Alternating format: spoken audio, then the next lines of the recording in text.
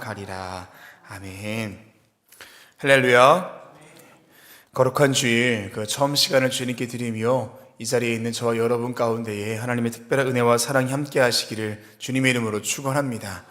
영상을 통해 예비하시는 그 자리에도 같은 주님의 은혜가 흘러갈 줄 믿습니다. 오늘 말씀의 제목은 음녀가 된 그 여자를 사랑하라 입니다. 음녀가 된 그 여자를 사랑하라. 한 남자가 음란한 여인과 결혼해서 그렇게 살았습니다. 그리고 그 부부에게서 아이를 낳았는데요. 그런데 그 여인이 다른 남자 곁으로 갔습니다. 이에 남자는 다른 남자에게 간 그 여인을 다시 데려옵니다. 그것도 돈을 주고 다시 데려왔습니다. 그리고 말합니다. 나랑 사는 동안 절대 다른 남자 품에 안기지 말아요. 나도 그렇게 할게요. 본문 속 호세아와 또 고멜의 이야기입니다. 오늘 본문은 음란한 아내를 용서하고 다시 데려오는 호세아의 개인적인 삶을 통해서 음란한 이스라엘 백성을 향한 하나님의 끊임없는 사랑이 선포되고 있습니다. 내용을 구분지어 보자면 1절 앞부분은 하나님의 사랑, 이스라엘의 배실에도 불구하고 여호와께서 그들을 사랑하신다라는 선언의 글이 등장합니다. 2절 뒤에서부터 3절까지는 고멜에 대한 사랑, 하나님은 호세아를 향하여 음녀가 된 고멜을 사랑하며 용서하라 라고 말씀하십니다. 마지막 4절에서 5절은 이스라엘이 멸망을 당한 이후에 다시 회복할 것이다 라고 이야기하고 있습니다.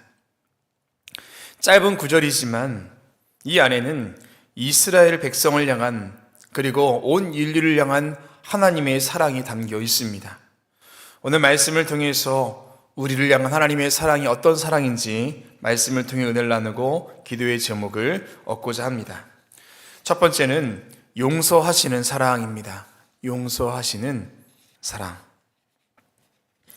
1절에서 이스라엘 자손이 다른 신을 섬기고 건포도 과자를 즐겼다라고 나옵니다. 건포도 과자를 먹었다라는 것 자체가 잘못된 것은 아닙니다. 다만 건포도는 당시에 풍성한 수확을 준다고 믿는 풍요의 신을 예배할 때 사용될 음식입니다. 이스라엘 백성이 그렇게 건포도 과자를 먹었다는 게 문제입니다.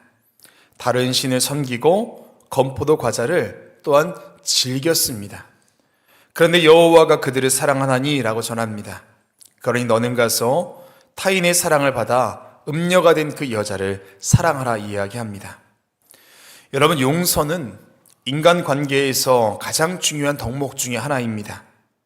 그러나 실제로는 매우 어렵고 힘든 일이 또 용서입니다.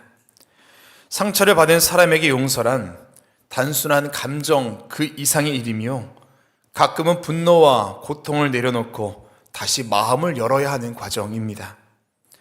특별한 관계였던 사람으로부터 배신을 당했을 때 그 상처는 마음 깊숙이 자리 잡습니다. 시간이 지나도 쉽게 아물지 않고 오히려 더 깊어질 때가 많습니다. 또한 용서는 자존심을 내려놓아야 하는 일입니다. 내가 왜 용서해야 하지?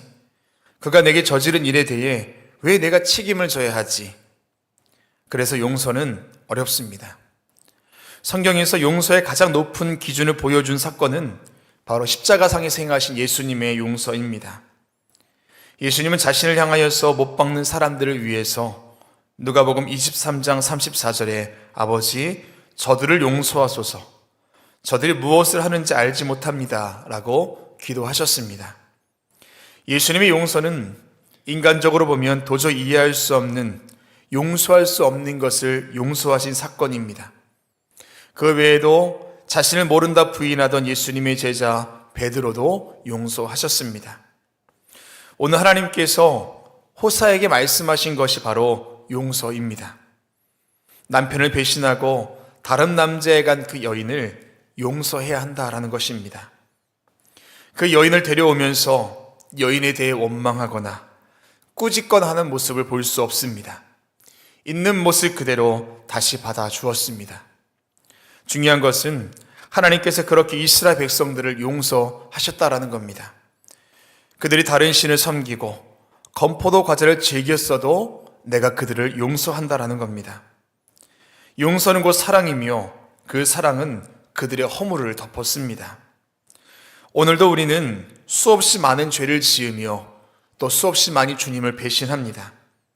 하나님이 아닌 다른 것에 마음을 두고 또한 그것을 즐기며 살아갑니다. 그럼에도 불구하고 하나님은 그런 저와 여러분을 여전히 사랑하시고 또 용서하시는 줄로 믿습니다. 그 주님의 사랑을 신뢰하는 저와 여러분 되시기를 주님의 이름으로 축원합니다.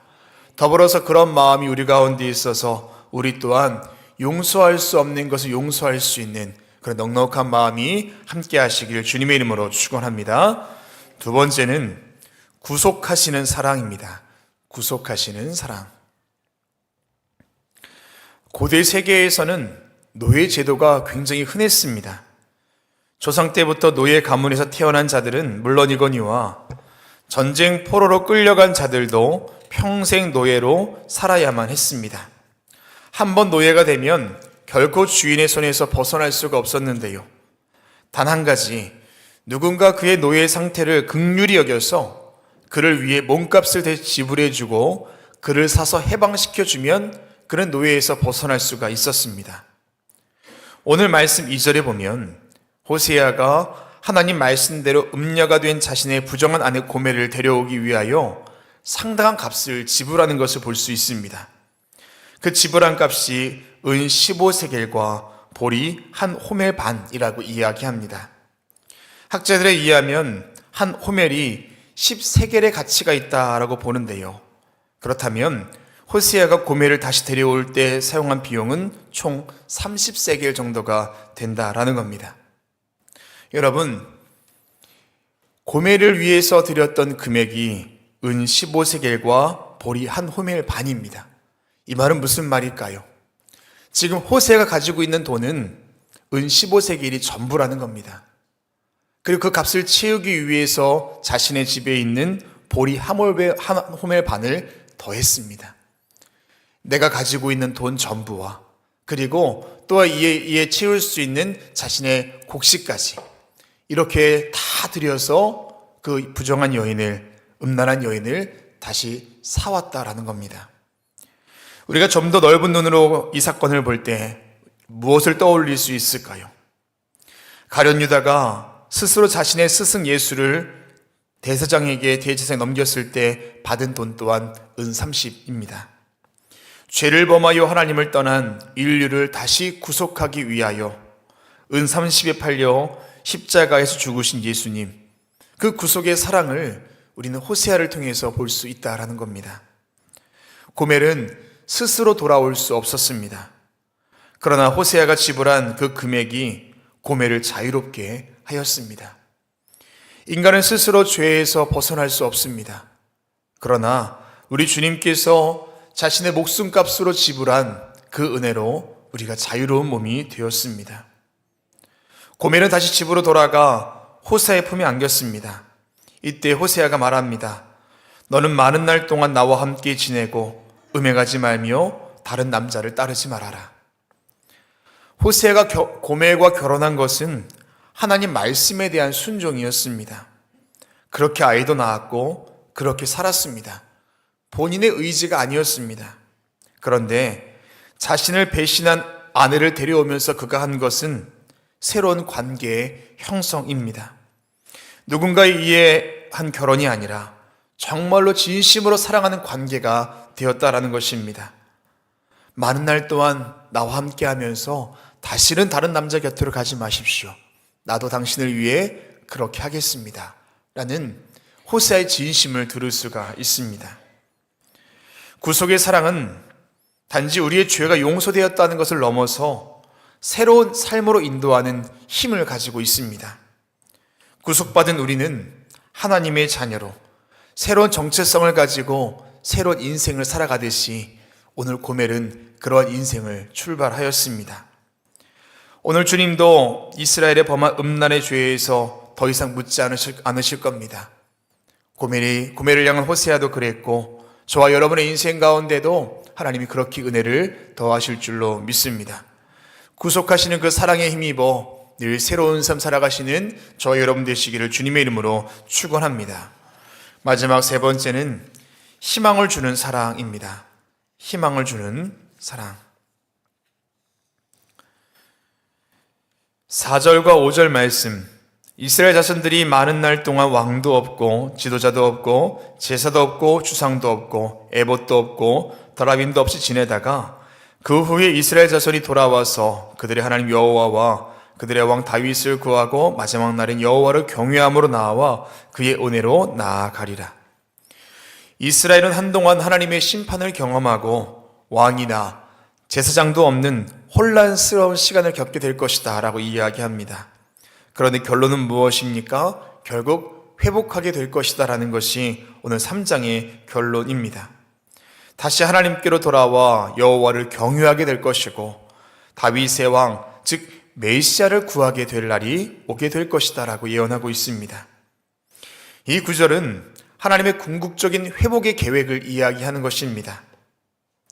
우리는 인생에서 어둠의 시간을 경험할 때가 있습니다. 그리고 지금도 그 순간을 지나가는 분도 계실 겁니다. 그러나 우리는 알고 있죠. 반드시 이 길에는 끝이 있다. 하나님께서 함께 하시는 빛이 기다리고 있다. 하나님은 반드시 회복과 구원을 약속하시는 분인 줄로 믿습니다. 호세아 3장은 하나님의 끝없는 사랑, 그 끝을 보여주고 있습니다. 결국 회복시켜 주시는 주님의 은혜가 거기에 있다라는 겁니다. 우리가 죄와 불순종으로 때로 하나님을 떠났을지라도, 비록 우리와 음녀와 같을지라도 하나님은 끊임없이 우리를 사랑해 주십니다. 용서하시는 주님의 사랑, 또한 구속하심으로 우리에게 새로운 삶을 주시는 사랑, 새로운 희망으로 우리를 이끌어 가시는 주님의 사랑, 늘 그 사랑에 힘입어 승리하는 저와 여러분 되시기를 주님의 이름으로 축원합니다. 기도하시겠습니다. 사랑과 은혜의 주님, 감사를 드립니다. 부족한 우리를 끌어안으시고 하나님의 사랑으로 품어주신 것 감사를 드립니다. 우리가 그 사랑을 기억하며 살아갈 수 있게 하시고 또한 그 사랑을 전할 수 있는 주님의 귀한 사명자 될 수 있도록 도와주시옵소서. 거룩한 주일입니다. 하나님께서 함께 하셔서 우리의 몸만 성전에 와 있는 것이 아니라 우리의 삶이 성전에 있게 하시고 하나님을 경외하며 예배할 때에 하나님의 임재 가운데 거하게 하여 주시옵소서. 오늘도 귀한 예물 드린 손길이 있습니다. 하나님 받아주시고 예물을 통해 쓰여지는 곳마다 하나님의 영광 나타날 수 있도록 도와주시옵소서. 전도의 달을 보내고 있습니다. 하나님 우리에게 믿음 더하여 주시사 한 영혼을 향한 주님의 그 사랑 우리가 기억하여 우리가 할 수 있는 최선으로 전도할 수 있는 한 달 되게 하여 주시옵소서. 예수님의 이름으로 기도합니다. 아멘.